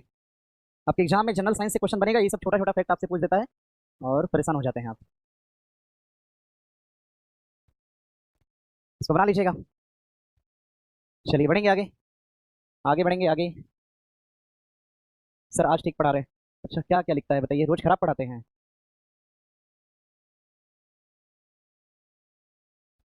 चलिए बढ़ेंगे आगे। बना लिया सर, आगे बढ़िए। अच्छा, आगे देखिए प्रश्न दिया है आपका, अगर कोशिका के सेंस में अगर हम बात करते हैं, कोशिका, अगर हम सेल के सेंस में बात करते हैं, सेल के सेंस में, तो हमने बताया था भैया आपसे सेल के सेंस में अगर बात करेंगे तो सेल एक तो किसकी होती है? प्लांट की, और एक किसकी होती है? तो एनिमल की होती है। प्लांट सेल और एनिमल सेल दोनों में फर्क क्या है? फर्क बना लीजिएगा। अगर प्लांट की सेल है तो इसके ऊपर मोटी सी क्या होगी? दीवार होती है। मोटी सी क्या होती है? दीवार होती है। प्लांट की कोशिका के ऊपर एक मोटी सी दीवार होती है जिसको आप नाम क्या देते हैं? तो सेलवाल। क्या नाम देते हैं? सेलवाल। सेलवाल को आप हिंदी में क्या बोलते हैं? कोशिका भित्ति। क्या कहते हैं? कोशिका भित्ति का नाम देते हैं सेलवाल होती है, मोटी सी दीवार होती है। ये कोशिका भित्ति किसकी बनी होती है? तो सेलुलोज की बनी होती है। किसकी बनी होती है? सेलुलोज की बनी होती है, ध्यान रखिएगा। अगर एनिमल सेल की बात करते हैं, एनिमल सेल, इसके ऊपर एक बाहरी लेयर होती है, लेयर, और एक पतली सी लेयर होती है जिसको आप क्या बोलते हैं? मेम्ब्रेन या फिर झिल्ली। क्या बोलेंगे? मेम्ब्रेन या फिर झिल्ली। इसको हम सेल मेम्ब्रेन के नाम से जानते हैं, सेल मेम्ब्रेन के नाम से जानेंगे, सेल मेम्ब्रेन के नाम से। और यहां से आपकी परीक्षा में प्रश्न दे दिया था, ठीक है। अब देखो भैया प्रश्न पूछ देगा आपसे, सेल मेम्ब्रेन किसकी बनी होती है? यानी कोशिका झिल्ली किसकी बनी होती है? तो ये फास्फोरस की बनी होती है, फास्फोलिपिड प्रोटीन की बनी होती है, फास्फोलिपिड प्रोटीन की बनी होती है। कौन? सेल मेम्ब्रेन बनी होती है। अब यहां से एक बात ध्यान में रखना सब लोग, ठीक है। देखो प्रश्न करेगा आपसे, प्लांट सेल की आउटर लेयर क्या है? तो कोशिका भित्ति है। एनिमल सेल की आउटर लेयर यानी बाहरी आवरण को हम क्या बोलते हैं? कोशिका झिल्ली का नाम देते हैं, ठीक है। अगर यहां से प्रश्न आए तो गलत ना करिएगा, ये क्वेश्चन एग्जाम में आ चुका है, ठीक है। अब सुनिए आगे, आगे बढ़िएगा। अगर हम कोशिका की बात करते हैं, कोशिका, ये देखो रही कोशिका, ज्यादा कुछ बड़ा हो गया नहीं, ठीक है। ये रही कोशिका, कोशिका के ऊपर हमने कहा कि एक मोटी सी दीवार है, दीवार बना दिया भैया हमने। कोशिका के ऊपर एक मोटी सी दीवार है, देखो दीवार मैंने भित्ति बना दिया, ठीक है। अब ध्यान रखिएगा, इस भित्ति के अंदर हमने कहा कि एक झिल्ली भी, एक लेयर भी है, लो लेयर भी बन गई। इसके अंदर क्या है? एक लेयर है, लेयर, लेयर बाई लेयर है। बाई लेयर का मतलब द्विपरतीय झिल्ली है, यानी एक परत बाहर है तो दूसरी परत कहां पे है? अंदर की तरफ भी है। एक परत बाहर है तो दूसरी परत कहां पे है? अंदर की तरफ है। अब ध्यान रखिएगा, अब इसके अंदर की तरफ आएंगे तो हमें क्या मिलेगा? न्यूक्लियस यानी कि केंद्रक मिलता है। केंद्रक के पास भी झिल्ली होती है, केंद्रक के बाहर भी झिल्ली होती है ऐसे, और केंद्रक के अंदर भी झिल्ली होती है, देखो इस तरह से, ठीक है। और क्या है इसमें? केंद्रक के अंदर कुछ ऐसे धागा होता है, ठीक है, जिसे हम क्या नाम देते हैं? क्रोमेटिन नाम देते हैं। अब सुनिए भैया, देखिए यहाँ पर कोशिका के अंदर कुछ ऐसा पार्ट होता है, ऐसे इस तरह से, इस तरह से कुछ इस तरह का पार्ट होता है जो कि भरा हुआ होता है, ऐसे कंप्लीटली, मतलब ऐसे फुलफिल होता है, ये ऐसे भरा हुआ होता है। कुछ ऐसा पार्ट होता है जो कि खाली होता है, वैक्यूम होता है। कुछ ऐसा पार्ट होता है जो ऐसे गोल संरचना में होता है, ठीक है। यही सब कोशिका के अंदर अंग है। ठीक है, अभी अंगों का नामकरण करेंगे तो आराम से आप समझ जाएंगे। देखिए इसका अगर हम नामकरण करते हैं इसको, तो इसको हम कहते हैं कोशिका भित्ति। क्या बोलेंगे इसको? इसको हम कोशिका भित्ति का नाम देते हैं, कोशिका भित्ति। इस गोल वाले का नामकरण करेंगे अगर, तो इसको हम कहते हैं गाल्जी काय। इसको हम गाल्जी काय बोलते हैं, गाल्जी काय, गाल्जी काय बोलेंगे। इस खाली वाले का नाम देंगे अगर नामकरण करेंगे, इसको हम रिक्तिका बोलते हैं, रिक्तिकाएं बोलते हैं। ठीक है, अगर इस भरे वाले का नाम देंगे तो इसको माइटोकॉन्ड्रिया कहते हैं, माइटोकॉन्ड्रिया नाम देते हैं, माइटोकॉन्ड्रिया इसको हम कहते हैं। लिखिएगा, इसको हम क्या बोलते हैं? तो माइटोकॉन्ड्रिया का नाम देते हैं, माइटोकॉन्ड्रिया। अगर हम बात करते हैं इस वाले भाग की, इसको हम क्या बोलते हैं? तो इसको हम केंद्रक का नाम देते हैं, केंद्रक, केंद्रक का नाम देंगे। अब समझिएगा जरा, अगर हम बात किसकी करेंगे तो हम बात करते हैं इस वाली झिल्ली की, तो बाहरी झिल्ली को हम कोशिका झिल्ली कहते हैं, कोशिका झिल्ली का नाम देते हैं। और अंदर वाली झिल्ली को हम क्या बोलते हैं? केंद्रक झिल्ली का नाम देते हैं। इसको हम क्या बोलेंगे? केंद्रक झिल्ली का नाम देते हैं, केंद्रक झिल्ली। ठीक है, सबसे अंदर की जो संरचना ये ब्लैक वाली, इस संरचना को हम क्या बोलते हैं? क्रोमेटिन कहते हैं। क्या बोलते हैं? क्रोमेटिन कहते हैं। इस क्रोमेटिन के अंदर क्या होता है? क्रोमेटिन के अंदर दो पदार्थ, एक तो पदार्थ होता है आपका डीएनए, और एक दूसरा कौन सा होता है? क्रोमेटिन के अंदर आरएनए होता है। डीएनए होगा और दूसरा कौन होगा? तो आरएनए होगा। ये सारा डाटा नोट कर लीजिएगा, यहाँ से एग्जाम में आपके प्रश्न होते हैं। ठीक है, सब कुछ बता दिया मैंने। ऑनलाइन वालों क्या हालचाल है? समझ में आ रहा है सब?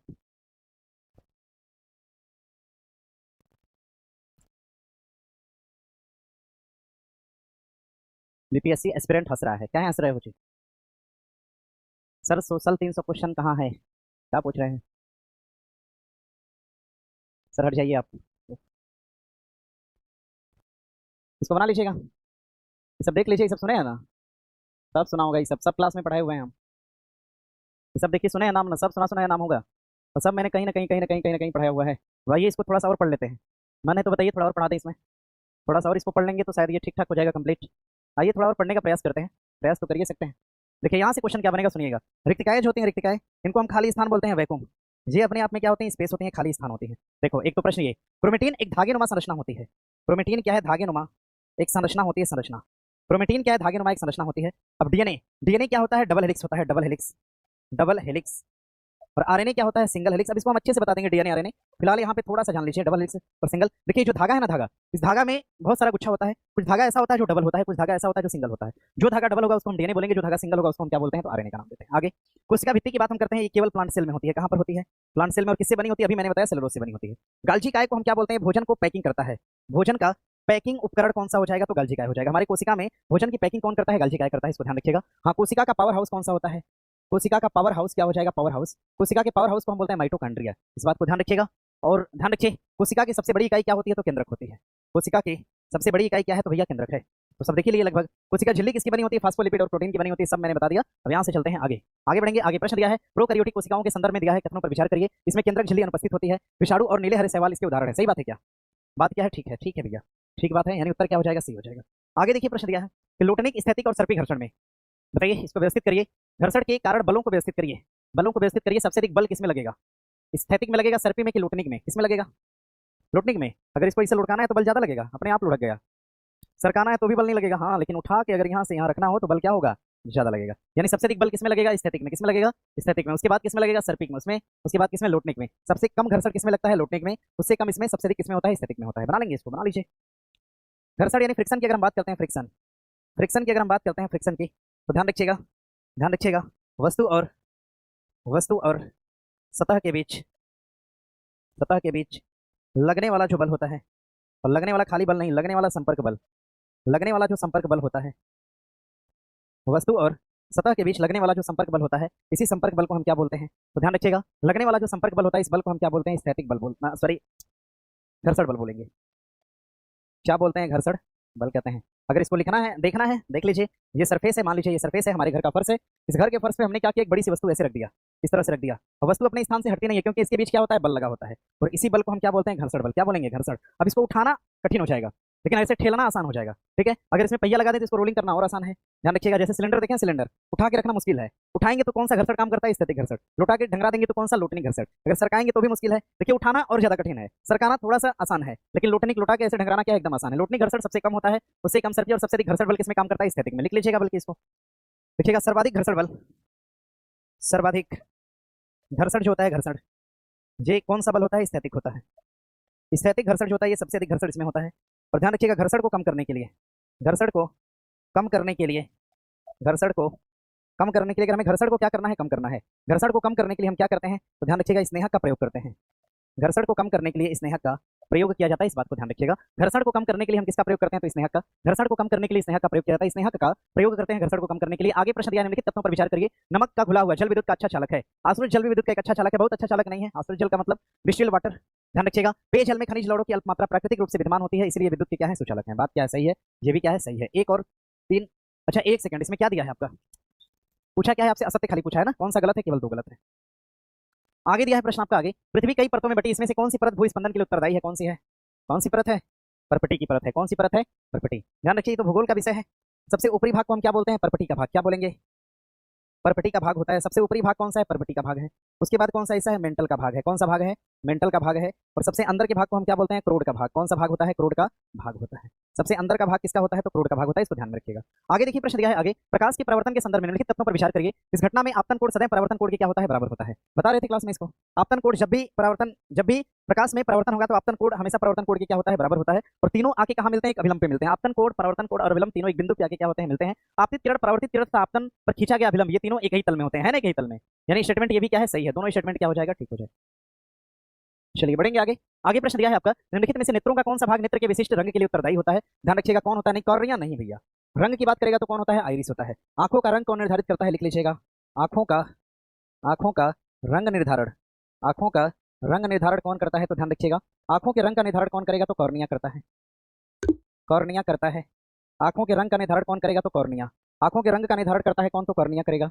आंखों के रंग का निर्धारण कौन करता है? कॉर्निया करता है। आगे बढ़िएगा, प्रश्न करेगा आपसे, आंखों के रंग का निर्धारण कौन करेगा? कॉर्निया। हाँ, आगे प्रश्न करेगा, नेत्रदान में नेत्रदान में नेत्रदान में दान किया जाने वाला अंग कौन सा होगा? नेत्रदान में दान किया जाता है, क्या दान किया जाएगा? तो ध्यान, क्या लिख दिया हम यार? कॉर्निया बता रहे हैं, आइरिस और लिख दिया कॉर्निया।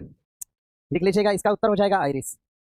आइरिस लिख लीजिएगा। और दिया है कि नेत्रदान में दान किया जाने वाला अंग कौन सा है? तो कॉर्निया है। नेत्रदान में कौन सा अंग दान किया जाता है? तो ए ठंडा पानी लाओ जी। ऐ सुन रहा है क्या? आप ही लोग लाइए तो, ठंडा पानी लाइएगा, एकदम ठंडा जहां से मिल पाए। ऑनलाइन वाले हंस रहे हैं सब। चलिए लिखिए, इसको बना लीजिएगा। नेत्रदान में दान किया जाता है कौन सा? क्या नेत्रदान में दान किया जाता है कौन सा अंग? कॉर्निया। हाँ, प्रश्न करेगा आपसे, प्रश्न करेगा, आंखों का कौन सा अंग, आंखों का आंखों का कौन सा भाग, आंखों का कौन सा भाग कैमरे में फिल्म की भांति काम करता है? फिल्म की भांति, हाँ, फिल्म की भांति काम करता है। काम करता है कौन करेगा? तो रेटिना करता है। आंखों का कौन सा भाग कैमरे में फिल्म की भांति काम करेगा? तो रेटिना करता है। रेटिना, रेटिना को हम हिंदी में क्या बोलते हैं? दृष्टि पटल कहते हैं। रेटिना को हम हिंदी में क्या बोलेंगे? दृष्टि पटल के नाम से जानते हैं। आंखों का कौन सा भाग कैमरे में फिल्म की भांति काम करेगा? रेटिना, दृष्टि पटल के नाम से इसको हम जानते हैं। आंखों के अंदर लेंस कौन सा होता है? तो उत्तल लेंस होता है। आंखों के अंदर लेंस कौन सा हो जाएगा भैया? तो उत्तल लेंस हो जाएगा। आंखों में कौन सा लेंस होता है? तो उत्तल लेंस होता है। आंखों पर बनने वाला जो चित्र होता है, चित्र, यहाँ से प्रश्न पूछा है, आंखों पर बनने वाला जो फिगर यानी कि चित्र होता है, ये अपने आप में क्या होता है? वास्तविक होता है। क्या होता है? वास्तविक। वास्तविक के साथ हमेशा क्या होगा? उल्टा। और वस्तु से क्या होता है? छोटा होता है। वास्तविक उल्टा और वस्तु से क्या होता है? छोटा होता है, इसको ध्यान रखिएगा। ये वास्तविक उल्टा और वस्तु से क्या होता है? छोटा होता है। वास्तविक उल्टा और वस्तु से क्या होगा? तो ध्यान रखिएगा, वास्तविक उल्टा और वस्तु से क्या होता है? छोटा होता है, इसको याद रखिएगा। हाँ, प्रश्न करेगा आपसे, प्रश्न क्या करेगा समझिएगा। आंखों के अंदर प्रश्न करेगा आपसे, आंखों में आंखों में आकार को निश्चित कौन करता है? आकार को सुनिश्चित कौन करता है? सुनिश्चित। आंखों में आकार को सुनिश्चित कौन करता है? तो ध्यान रखिएगा, आंखों के आकार को सुनिश्चित करने का काम कौन करता है? तो रेटिना करता है। कौन करता है? रेटिना की आंख का आकार कैसा होगा? बड़ा होगा, छोटा होगा, क्या होगा? ये सब डिसाइड करने का काम कौन करेगा? तो रेटिना करता है। आंखों के अंदर लेंस जो होता है, ये कितने मेगापिक्सल का होता है? ध्यान रखिएगा, आंखों का जो लेंस होता है, आंखों का लेंस अगर पूछेगा आपसे लेंस, ये कितने मेगापिक्सल का हो जाएगा? तो ध्यान रखिएगा, 576 मेगापिक्सल का होता है।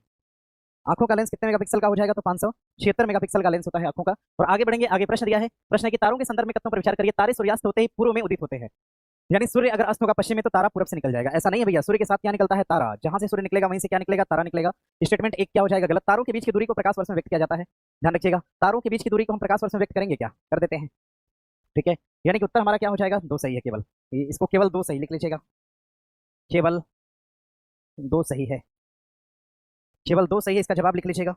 इसका जवाब होगा केवल 2 सही है। हाँ, अब ध्यान रखिएगा, ध्यान रखिए, सूर्योदय, अगर हम सूर्योदय की बात करते हैं, सूर्योदय के साथ तारे भी निकलते हैं। सूर्योदय के साथ तारे भी निकलते हैं। सूर्य उदय के साथ, यानी सूर्य उगता है तो उसके साथ तारे भी निकल जाते हैं। और ध्यान रखिएगा, सूर्यास्त के समय या सूर्यास्त के साथ तारे भी क्या होते हैं? तारे भी क्या होते हैं? अस्त हो जाते हैं। ऐसा नहीं कि सूर्य डूब रहा है तो तारा निकल रहा है, सूर्य के साथ तारा भी निकलता है एक साथ। इस बात को ध्यान में रखिएगा, यहाँ से होता है आपका क्वेश्चन। हाँ, बस फर्क इतना है कि तारा जो है ये दिखाई देता है कब? रात में, ठीक है। दिन में नहीं दिखाई देता, क्योंकि सूर्य का प्रकाश इतना ज्यादा होता है इतना ज्यादा होता है कि तारे का प्रकाश उसके आगे क्या होता है, छिप जाता है। इसको ध्यान में रखिएगा, नहीं तो कभी ग्रहण की स्थिति उत्पन्न होती है तो आप लोग देखिएगा, ठीक है, लगभग एक आठ तारा दिखाई दे देता है। इसको बना लीजिएगा। अगर हम प्रकाश वर्ष की बात करते हैं, लाइट ईयर की अगर हम बात करेंगे, अगर हम प्रकाश वर्ष की बात करते हैं लाइट ईयर की, अगर हम प्रकाश वर्ष की बात करेंगे, प्रकाश वर्ष, अगर हम प्रकाश वर्ष की बात करते हैं, प्रकाश वर्ष की, ध्यान रखिएगा, एक लाइट ईयर बराबर, एक लाइट ईयर बराबर, अगर हम एक प्रकाश वर्ष की बात करते हैं, एक लाइट ईयर बराबर 9.46 गुणे 10 के घाते 12 क्या हो जाएगा, किलोमीटर। एक प्रकाश वर्ष बराबर 9.46 गुणे 10 के घाते 12 किलोमीटर। और प्रश्न करेगा आपसे, एक लाइट ईयर में अगर हम इसको मीटर में लेते हैं, 9.46 गुणे 10 के घाते 15 क्या हो जाएगा, तो ये मीटर हो जाएगा। किलोमीटर और क्या होगा, मीटर होगा। इसको ध्यान में रखिएगा भैया, यहाँ से एग्जाम में आपके प्रश्न होता है, ठीक है, प्रश्न आएगा, बना लीजिएगा।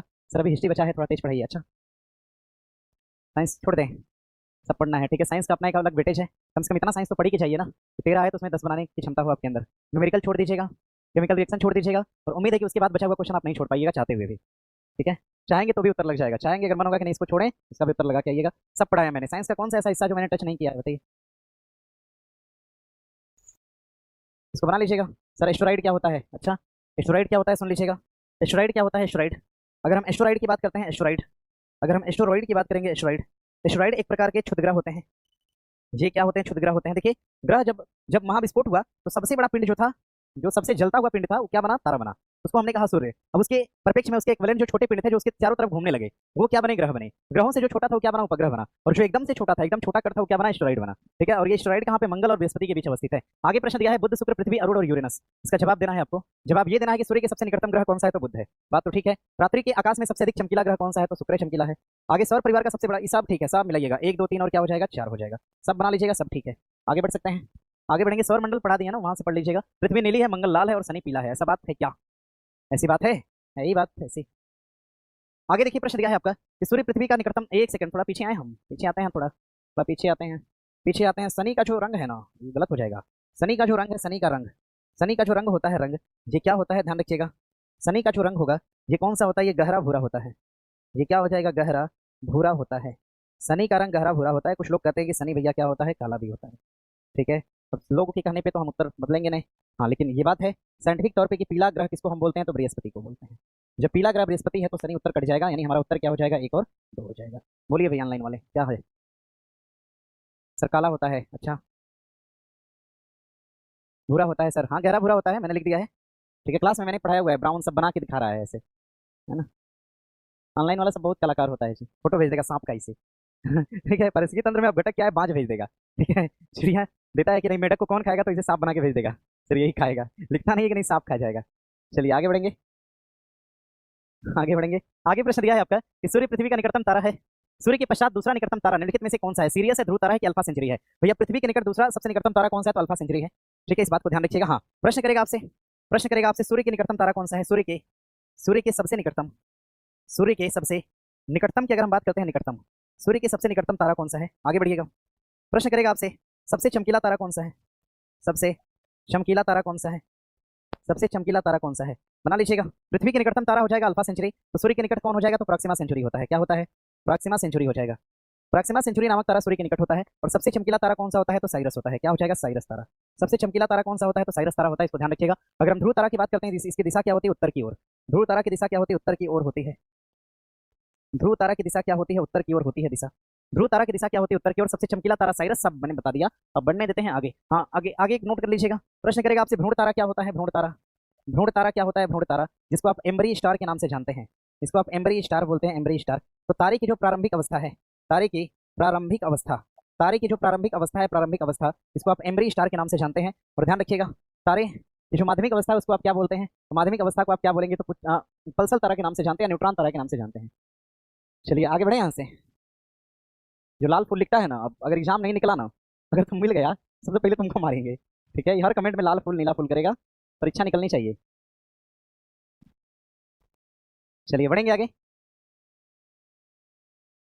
आगे देखिए, प्रश्न दिया है आपका, पेट्रोल तथा डीजल आधारित वाहनों से विभिन्न प्रकार की प्रदूषक गैसें निकलती हैं। इन गैसों का प्रमुख, इन गैसों में मुख्य कौन सा है, कार्बन डाइऑक्साइड है, कार्बन मोनोऑक्साइड है, नाइट्रोजन की ऑक्साइड है कि क्लोरोफ्लोरोकार्बन है। भैया सीएफसी नहीं निकलती है ना, सीएफसी नहीं निकलती, क्योंकि हमने ये बात पढ़ा है कि सीएफसी कहाँ से निकलेगी, एसी और कहाँ से, एसी और फ्रिज से निकलती है। ऐसा हम लोगों ने पढ़ा हुआ है। एसी और फ्रिज से क्या निकलेगी, सीएफसी निकलेगी। यानी मेरा मानना है कि 4 उत्तर नहीं होगा, ठीक है। जब 4 उत्तर ने दिया भी नहीं है 4, उपरोक्त सभी तो होगा नहीं, क्योंकि एक हमने ऑलरेडी कैंसिल कर दिया, ठीक है। उत्तर कार्बन की ऑक्साइड हो सकता है, कार्बन मोनोऑक्साइड और नाइट्रोजन की ऑक्साइड, यानी उत्तर हमारा क्या हो सकता है, 1 2 और 3 हो सकते हैं, ठीक है। चलिए 5 तो होगा नहीं, क्योंकि 5 हमारे ऑप्शन में है, ये नहीं है। 2 ऑप्शन कट गया, 2 में से ढूंढना है। कार्बन मोनोऑक्साइड पक्का होता है, आराम से उत्तर लगा लेंगे, ठीक है। चलिए चलिए सुनिएगा, सुनिएगा। इसमें अगर प्रश्न करेगा वाहनों द्वारा ईंधन के अर्ध दहन से, ईंधन के अर्ध दहन से, वाहनों द्वारा किसी ईंधन के अर्ध दहन से, वाहनों द्वारा ईंधन के अर्ध दहन से, वाहनों द्वारा ईंधन के अर्ध दहन से आधे जलने से कौन सी गैस निकलती है? कार्बन मोनोऑक्साइड निकलती है। मोनोऑक्साइड गैस निकलती है। कार्बन मोनोऑक्साइड गैस निकलती है वाहनों के आधा जलने से, जिसको आप सीओ के नाम से जानते हैं। कार्बन मोनोऑक्साइड सीओ, इसको आप साइलेंट किलर गैस कहते हैं। इसको आप क्या बोलते हैं तो ध्यान रखिएगा, इसको आप साइलेंट किलर गैस कहते हैं, या फिर इसी को आप दम घोटू गैस के नाम से भी जानते हैं। इसी को आप क्या बोलते हैं तो दम घोटू गैस भी कहते हैं। साइलेंट किलर गैस हो जाएगा, सीओ गैस हो जाएगा, या फिर इसी को आप दम घोटू गैस के नाम से जानते हैं। ये बात ध्यान रखिएगा। हाँ, प्रश्न करेगा आपसे वाहनों के पूर्णतः दहन से, वाहनों के पूर्णतः दहन से, वाहनों के पूर्णतः दहन से अगर वाहन पूरा जल जाए तो यहाँ से निकलने वाली गैस कौन सी होती है? तो कार्बन डाइऑक्साइड होती है। वाहनों के पूर्णतः दहन से कौन सी गैस निकलती है? तो वाहनों के पूर्णतः ईंधन के दहन से कार्बन डाइऑक्साइड गैस निकलती है। इसको ध्यान रखिएगा। आधा जलेगा तो कार्बन मोनोऑक्साइड और पूरा जलेगा तो कार्बन डाइऑक्साइड गैस निकलेगी। ठीक है, क्या ऐसा कहना ठीक है? ऑनलाइन वाले बताइए।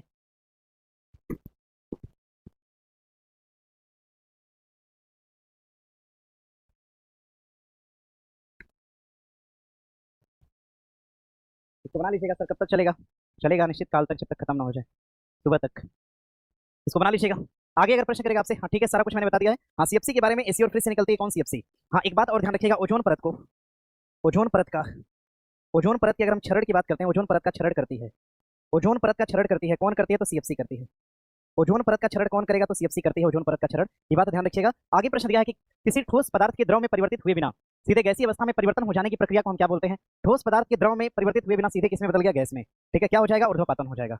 ये प्रक्रिया क्या होगी? ऊर्ध्वपातन। आप सीखिए, ऑनलाइन वाले सब लोग सीखिए, तो सिखा रहे हैं आपको। देखिए यहाँ पर कौन सा कंपोनेंट है आपका? पदार्थ की अवस्था मूल रूप से कितनी है? 3 है, लेकिन अध्ययन के आधार पर कितनी होती है? 5 होती है। ठोस के बाद कौन सा हो जाएगा? द्रव हो जाएगा। इसके बाद कौन सा होता है? गैस होता है। ठीक है, गैस के बाद चौथी अवस्था किसको माना गया है? प्लाज्मा को माना गया है। पांचवी अवस्था किसको माना गया है? तो बोस आइंस्टीन को माना गया है। Bose Einstein, Bose Einstein condensation को माना गया है। इसको ध्यान रखिएगा, Bose Einstein condensation, Bose Einstein condensation, या इसको हम बोस आइंस्टीन संघनन के नाम से भी जानते हैं। बोस आइंस्टीन कंडेंसेशन या बोस आइंस्टीन संघनन, इसको हम बोलते हैं बोस आइंस्टीन संघनन के नाम से जानते हैं, संघनन। ठीक है, पदार्थ की कुल 5 अवस्थाएं अध्ययन के आधार पे। ऐसे तो कितनी अवस्थाएं? तो 3 अवस्थाएं मूल रूप से, ध्यान रखिएगा। इसको आप बोल सकते हैं states of matter, state of matter. ध्यान रखिए, मुख्य रूप से कितने होते हैं? 3 होते हैं, और अगर ओवरऑल अध्ययन के आधार पे पूछेंगे तो 5 होते हैं। बदलना किसमें है? अच्छा हाँ, एक बात ध्यान रखिएगा, किसके अणु सबसे पास होते हैं? ठोस के। उससे दूर किसके होते हैं? द्रव के। सबसे दूर दूर किसके होते हैं? गैस। किसके अणुओं को हम ज्यादा दबा सकते हैं? किसको कंप्रेसाइज कर सकते हैं? गैस को। क्या ठोस के अणु को हम कंप्रेसाइज कर सकते हैं? नहीं। ध्यान रखिएगा, अगर हमें ठोस से कहाँ जाना है? द्रव में। ठोस से हमें कहाँ जाना है? द्रव में। ठोस से कहाँ जाना है? हमें द्रव में जाना है। किस प्रक्रिया का हम प्रयोग करेंगे? अरे भैया, ठोस से कोई वस्तु द्रव में जा रही है तो क्या होगी? पिघलेगी। क्या होगी? पिघले। पिघलने को हम क्या बोलते हैं? गलनांक। क्या बोलते हैं? गलेगी तभी तो द्रव बनेगी। ध्यान रखिएगा। फिर हमें कहाँ आना है? हमें द्रव से कहाँ आना है? ठोस में। कहाँ आना है? ठोस में। तो क्या होगा? जमेगा। जमने को हम क्या बोलते हैं? हिमांक। क्या बोलते हैं? हिमांक बोलेंगे। कोई वस्तु जब तक हिमांक अवस्था में नहीं होगी, क्या द्रव से ठोस में आएगी? नहीं आएगी। अब ध्यान रखिएगा, आगे आगे क्या है? द्रव से हमें कहाँ आना है? गैस में आना है। द्रव से कहाँ आना है? गैस में। अगर हमें द्रव से गैस में आना है तो ध्यान रखिएगा, लिक्विड से कहाँ आना है? हमें गैस के फॉर्मेट में आना है। द्रव से अगर हम गैस में आने की बात करते हैं तो ध्यान रखिएगा, द्रव से अगर गैस में आएंगे तो क्या होता है? वाष्पीकरण होता है। क्या होता है? वाष्पीकरण होता है। अरे पानी खौलाते हैं ना, पानी भाप बन के उड़ता है। पानी का भाप बनना क्या है? वाष्पीकरण है। यानी द्रव किसमें कन्वर्ट होता है? गैस में होता है। अब आगे गैस को हमें कहाँ लाना है? द्रव में लाना है। गैस को हमें कहाँ लाना है? द्रव में। इस प्रक्रिया को हम क्या बोलते हैं? संघनन। क्या कहते हैं? संघनन कहते हैं। अब आगे बढ़िएगा, आगे गैस से ठोस से हमें सीधा कहाँ आना है? गैस में आना है। ठोस से हमें सीधा आना है किसमें? गैस में आना है। इस तरह की प्रक्रिया को हम क्या बोलते हैं? ऊर्ध्वपातन। क्या बोलेंगे? ऊर्ध्वपातन का नाम देते हैं। आगे बढ़िएगा, आगे और क्या है समझिएगा। गैस को हमने क्या किया? हीट किया। गैस को हमने क्या किया? हाँ, हीट किया। हीट किस पर किया? एक मैक्सिमम टेम्परेचर पर। मैक्सिमम टेम्परेचर पर हमने गैस को हीट किया तो यहाँ से एक अवस्था बनी, कौन सी? प्लाज्मा बनी। प्लाज्मा को हम बोलते हैं पदार्थ की चतुर्थ इकाई। पदार्थ की चतुर्थ इकाई, पदार्थ की चतुर्थ इकाई क्या है? तो प्लाज्मा है। पदार्थ की चतुर्थतम इकाई कौन सी हो जाएगी? तो प्लाज्मा हो जाएगी। पदार्थ की चौथी इकाई कौन सी है? तो प्लाज्मा है। ध्यान रखिएगा, पदार्थ की चौथी इकाई क्या है? प्लाज्मा। अब हम गैस को क्या करते हैं? कोल्ड हीट करके हमने क्या बनाया? प्लाज्मा बनाया। अगर हमने गैस को क्या कर दिया? कोल्ड कर दिया। क्या किया भैया? गैस को हमने क्या कर दिया? कोल्ड कर दिया। गैस को हमने कोल्ड किया, सबसे कम तापमान पे रखा हमने, सबसे कम तापमान पर अगर हमने रख दिया गैस को, तब सबसे कम तापमान पे रखा तो ये क्या बना दिया? बोस-आइंस्टीन कंडेंसेशन बना दिया। अब यहीं से ध्यान रखिएगा, हीट करने की विधि को हमने क्या कहा? आयनीकरण। क्या कहते हैं इसको? आयनीकरण कहते हैं। और कोल्ड करने की विधि को हम क्या बोलते हैं? तो अनायनीकरण बोलते हैं। अनायनीकरण, इसको हम क्या बोलते हैं? तो अनायनीकरण बोलते हैं। बना लीजिएगा सारी बातों को, ऑनलाइन वाले बना लीजिएगा, ये सब बहुत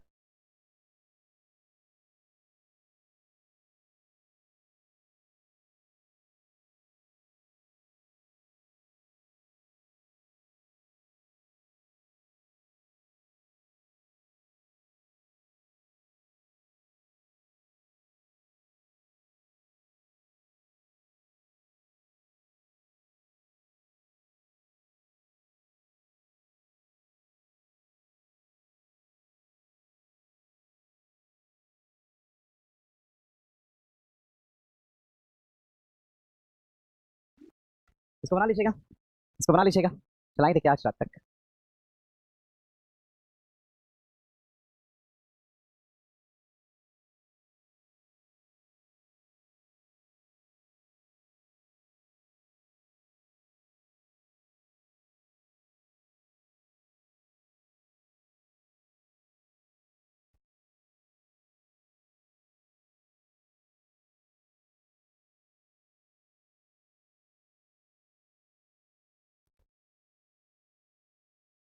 चलिए आगे बढ़ेंगे।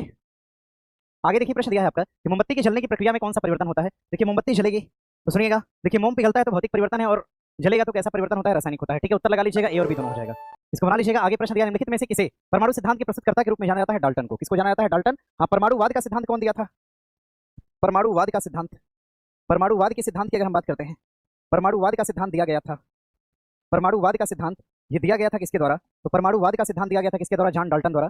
परमाणुवाद का सिद्धांत कौन दिया था? जॉन डाल्टन ने दिया था, इसको ध्यान में रखिएगा। परमाणुवाद का सिद्धांत देने वाले कौन हो जाएंगे? John Dalton.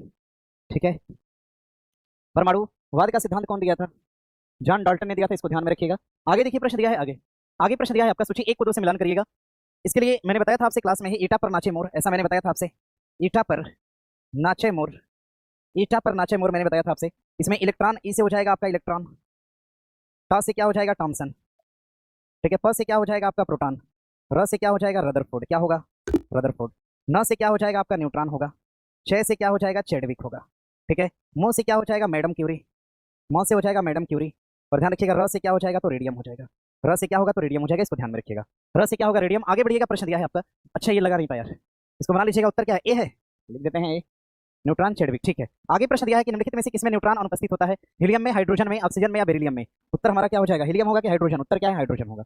आगे दिया है प्रश्न आपका कि कोशिका में उपस्थित प्लाज्मा झिल्ली निम्नलिखित में से किससे बनी होती है? प्रोटीन और वसा से या फिर लिपिड से बनी होती है? वसा और किससे बनी होती है? लिपिड से बनी होती है। जैसा कि मैंने बताया आपसे, फास्फोलिपिड, फास्फो, एक सेकंड, प्रोटीन और किससे बनी होती है? लिपिड से। फास्फोलिपिड प्रोटीन से बनी होती है कौन? प्लाज्मा झिल्ली। अगर हम प्लाज्मा झिल्ली की बात करते हैं, प्लाज्मा झिल्ली, अगर हम प्लाज्मा झिल्ली की बात करेंगे, प्लाज्मा झिल्ली, प्लाज्मा झिल्ली की अगर हम बात करते हैं, प्लाज्मा झिल्ली, प्लाज्मा झिल्ली की अगर हम बात करते हैं तो ये फास्फोलिपिड प्रोटीन से बनी होती है।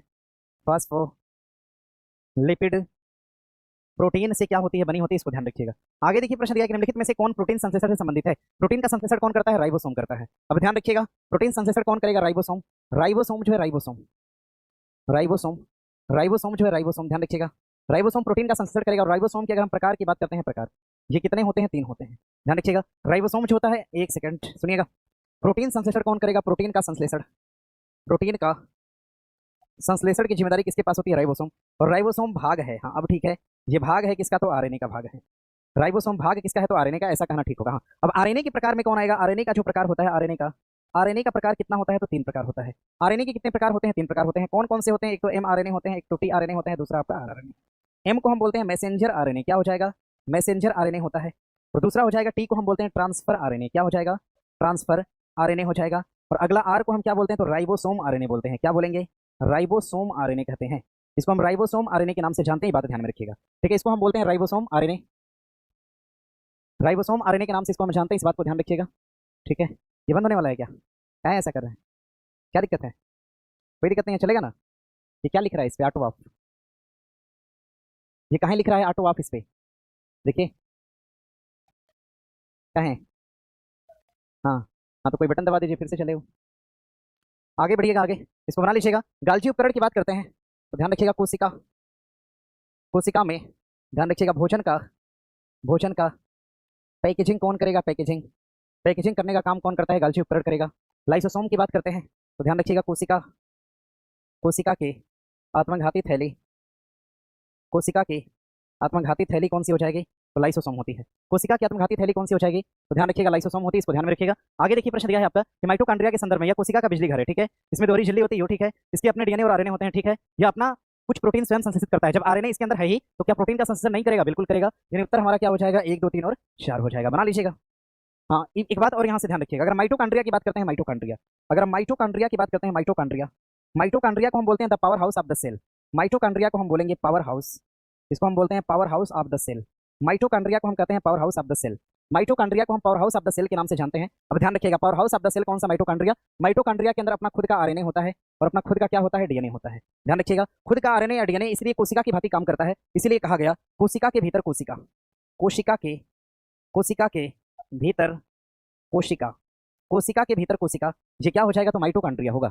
कोशिका के भीतर कोशिका कौन सी है, तो माइटोकॉन्ड्रिया। इस बात को ध्यान रखिएगा, कोशिका के भीतर कोशिका कौन सी है, तो माइटोकॉन्ड्रिया। अगला देखिए प्रश्न दिया है आपका आगे कि पौधे में तने की परिधि, परिधि में वृद्धि, प से परिधि, प से क्या होता है, पार्श्व। मैंने बताया था आपसे कि पौधे में अगर वृद्धि होती है परिधि की तो प से परिधि और प से पार्श्व होता है, इसको बना लीजिएगा। और आगे देखिए प्रश्न दिया है आपका आगे, आगे प्रश्न दिया निम्नलिखित में से कौन जैव विकास की अवधारणा से संबंधित नहीं है, Ernst Haeckel, Charles Darwin, R H. Whittaker या कार्ल बोस। इसका उत्तर क्या हो जाएगा, क्या होगा जी, उत्तर क्या हो जाएगा, कार्ल बोस हो जाएगा। बाकी सब ठीक है, सब जैव विकास में अपना अपना योगदान दिया है। अगर हम बात करते हैं चार्ल्स डार्विन की, तो इन्होंने, डार्विन ने क्या दिया, द ओरिजिन ऑफ स्पीसीज दिया है, the origin of species. The origin of species को देने वाले कौन हो जाएंगे, तो डार्विन हो जाएंगे। द ओरिजिन ऑफ स्पीसीज को दिया किसने था, चार्ल्स डार्विन ने दिया था। ध्यान रखिएगा, द ओरिजिन ऑफ, क्या बोल रहे हैं, क्या दिया है, अवधारणा से संबंधित है। ओहो, ये तो गलत हो जाएगा, तब सुनिएगा, देखिए सुनिए सुनिए सुनिए सुनिए सुनिए सुनिए, जैव विकास की अवधारणा से संबंधित कौन हो जाएगा, तो ये डार्विन हो जाएगा। ठीक है, अगर हम डार्विन की बुक की बात करते हैं, बुक की, अगर डार्विन की किताब की अगर हम बात करते हैं, किताब की, तो the origin of species, the origin of species, the origin of species, the origin of species, ये रचना किसकी हो जाएगी, तो डार्विन की रचना है। इस बात को ध्यान रखिएगा। हाँ, जैव विकास का सिद्धांत किसने दिया था, डार्विन ने दिया था।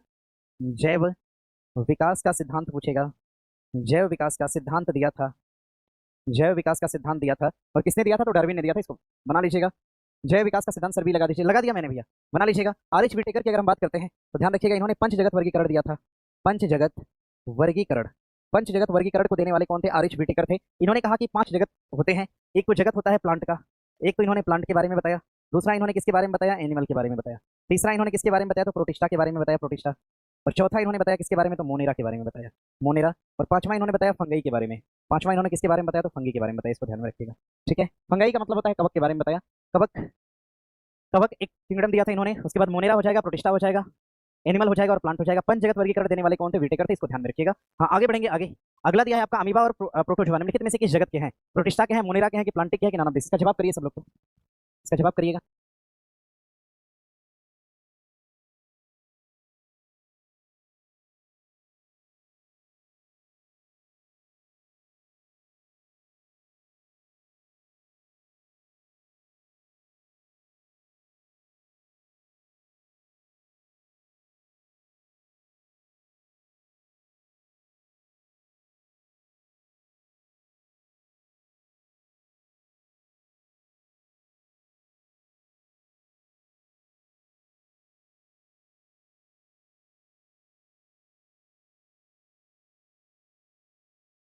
इसमें नोट करिएगा भैया, क्या क्या चीज हो जाना चाहिए, जहाँ तक लग रहा है।